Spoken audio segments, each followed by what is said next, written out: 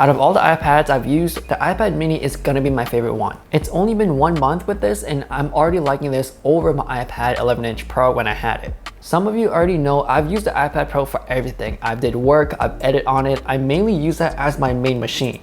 But once I got my M1 MacBook Pro, I stopped using the iPad Pro forever until I got the iPad mini. And after a month of using the iPad mini, I found my reasons why I would use this or choose this over the 11-inch iPad Pro. There are 2 reasons, the size and the weight. So let's just start off with the weight. Picking up and holding the iPad mini with one hand, it doesn't strain my wrist after 3 minutes. I've been using the iPad mini playing Pokemon Unite for hours, even up until 3 a.m. in the morning, and it's completely fine. And I know I won't be able to do that with the 11-inch. And also, I don't have to switch to my other hand as often.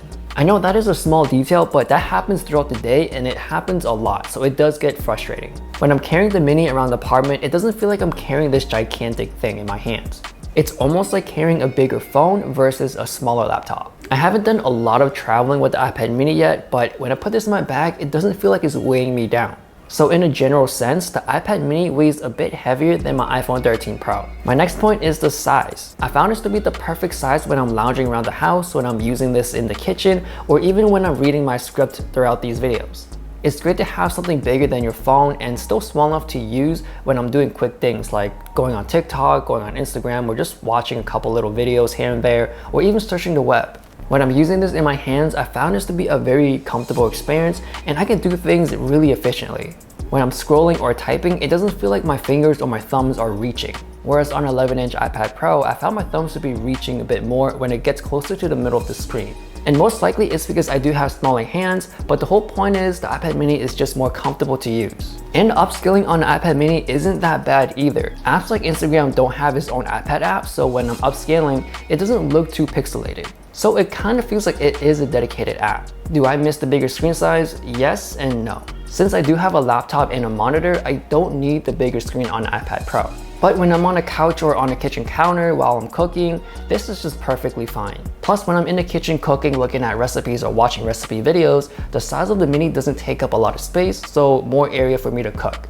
Gaming on the iPad mini is spot on, you already know this. The size makes it so easy to reach around the screen. I don't have to reach for the buttons, and for the weight, I can hold on to this for hours. If I don't have a dedicated laptop or desktop, then yeah, it makes more sense for me to get a bigger screen. If I have to do a lot of editing work, then yeah, of course I would prefer the 11-inch. But it's not like I can't get those things done with the iPad mini, which I can. It would just take me more time. For battery life, I would charge this about once or twice a week. It really depends on how much I play Pokemon Unite throughout the week. But if I'm just doing casual stuff without the gaming, then the iPad mini could last me over a week. And it's nice that Apple does include a 20-watt charger in the box. But if you do need another charger around the house, I would recommend Spigen's 27-watt charger. I read somewhere online that the iPad mini's max charging speed is around 25, but on Apple's website it's like 19 point something. If the charging speed is over 20, then that Spigen charger is gonna charge the iPad mini much faster. And also, if you do have the iPhone 13 Max, then that's gonna charge the whole phone really quickly, or pretty much the full speed, because that phone can take up to 27 watts. So if you do have that phone, then this is the perfect charger for it.